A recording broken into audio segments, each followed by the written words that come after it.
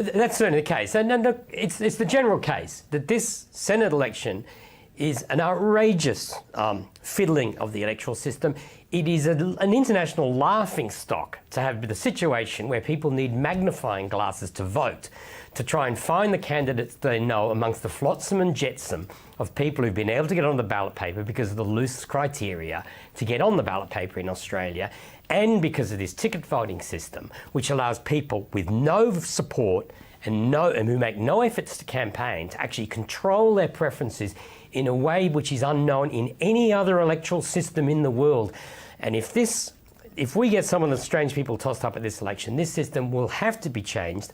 And for all the talk of double dissolutions in the next term of Parliament, a double dissolution is impossible under this electoral system without anyone you've never heard, without somebody you've never heard of getting elected to the Senate. This system has to be changed, and it has to be dealt with in the future because it's ridiculous as it works now.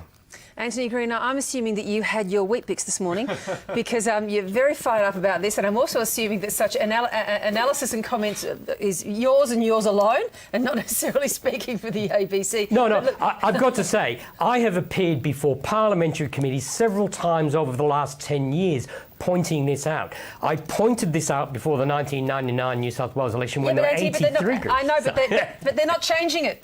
You've they pointed will it out, have but they're to not change. changing Look, it. The result of this is, look, it is true, Arthur Sinodinos, depending on the way the votes goes, could be defeated by Pauline Hanson. Family First could defeat Helen Kroger in Victoria on the Liberal Party ticket because of the way this has been done. This has been coming for years, and politicians have turned their eyes away from it for years. Well, we'll see what happens on the 7th of September. But the Parliament that's elected, the Senate elected, will be reflecting the internecine deals between people that nobody's ever heard of. It won't be reflecting the will of the public. Well, I guess we'll leave that for others to interpret. I mean, people might argue that that's exactly the will of the public. If you end up with an entire number of smaller parties. The supporters for the Sex Party do not support Pauline Hanson ahead of the Greens and the Labor Party. I'm absolutely sure of that, but that's what's going to be delivered. All right. Well, just returning to this point for a moment, if we can, just before we let you go, because I know you're busy. As you say, Pauline Hanson would have to get 2% in order to even be included in this discussion.